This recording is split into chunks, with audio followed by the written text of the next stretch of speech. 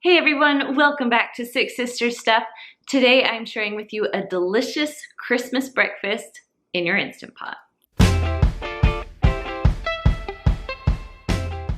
So I'm Kristen, I am sister number 2 from SixSistersStuff.com, and I love cooking things in my Instant Pot. Now if you don't have an Instant Pot, don't worry. I have a recipe for you that you can cook it in your oven, but if you want to try some new fun recipes in your Instant Pot, this one is a perfect one. So if you are new to this channel, don't forget to subscribe and push that little bell because every Monday I'm sharing with you a new Instant Pot recipe. So if you are getting an Instant Pot or if you have an Instant Pot, come follow along. I am sharing all kinds of tips and tricks and of course, recipes. All right, you guys, let's head on into the kitchen, over to the Instant Pot, and I'll show you how to make this delicious Christmas breakfast. Now I'm calling this my monkey pull-apart bread, but my mom calls it ooey gooey butterscotch pull-apart. So we're gonna start with 6 tablespoons of butter, 1 cook and serve butterscotch jello. Now this is the 3.5 ounce, and you have to get the cook and serve so it will work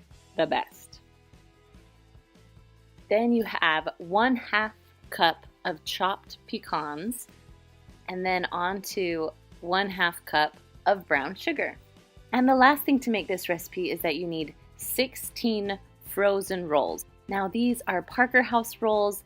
I also like to get the Rhodes rolls. So what you're gonna do is put them in the bag or put them in a plastic bag and let them thaw. Now usually if you bake this in the oven, you're gonna cook it in a bundt pan, but my bundt pan does not fit in my Instant Pot. You can get some that fit in Instant Pots and they can work, but because mine doesn't fit, I'm gonna use this 2-tiered pan. I'll put a link in the description for you. This 2-tiered pan is one of my most favorite things to have. All right, hi Sarah.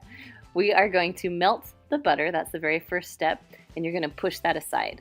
So next I'm gonna spray my pans with cooking spray or with Pam. You wanna coat them really well on the bottom so your sauce doesn't stick. Next you're gonna split up your pecans. A 1/4 cup will go in one and a 1/4 cup will go in the other pan. Now we're moving on to the rolls. Now I let mine rise a little too much. You get them out when they're frozen, and then you just want them to be thawed that you can cut them easily. If they get too sticky, that means they've thawed a little too long, but that's okay, they'll still work.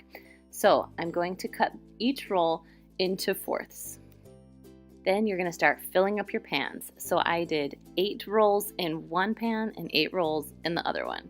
So yes, these are really sticky. So the less thawed they are, the less sticky they're gonna be. All right, I've got 8 rolls that I've cut up into 4ths and I've put into the pan. So now I'm ready to add half the package of pudding mixture. So I just use my hands and just kind of measure with my fingers and pour about half of the package in. You want to spread it around the best that you can and cover all the rolls. If you don't get all of them, that's okay. It will still taste really well once the pressure hits it and everything will combine well together. All right, we're gonna add our brown sugar into our butter and then just mix that up really well. All right, so when that mixture is all mixed together pretty well, you're going to pour half of it on top of your rolls. Now you don't have to be too worried that it's not spread around perfectly because it's actually gonna seep down into the bottom. All right, let's hurry and do this other pan. I cut up my rolls. I'm gonna put on my pudding. Then you just want to spoon on the other half of the butter and sugar mixture. Now when you're all done, you're just going to put the lid on top. Now these pans come with a little handy dandy thing that will help you lower into the Instant Pot. So I'm just going to connect it and we are ready to go. So in my Instant Pot, I'm just going to add 1 cup of water and then I'm going to lower my pans into the pot.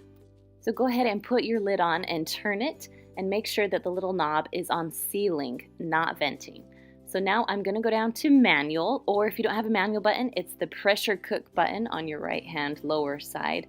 And we are gonna go up to 30 minutes. This one says 20, but it really is 30. I had to cook it a little bit longer.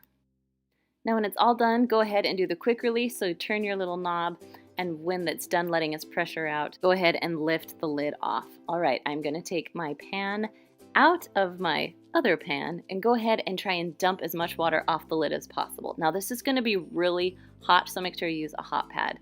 And yeah, it is done. Now you can see the caramel went all the way to the bottom. That's exactly what I wanted it to do. Now I call it caramel, but it really is a butterscotch mixture, which is so delicious. All right, I'm going to flip this for you so you can see how awesome it looks. Now, if you have a bundt pan, you would put a plate on and flip it. With these little guys, I did the same thing. I just put my plate on it and flipped it over so you can see all the good stuff. So when your pan is upside down, make sure you knock on it to get it all the way off of the bottom of the pan. And there you have it. Now, if it's stuck a little bit to the bottom of the pan, you can take a fork or spoon, go ahead and scrape that off and put it right back on to your little Christmas monkey bread. Now I'm going to try and show you a closer look because this is just gooey and delicious and perfect for a Christmas morning breakfast.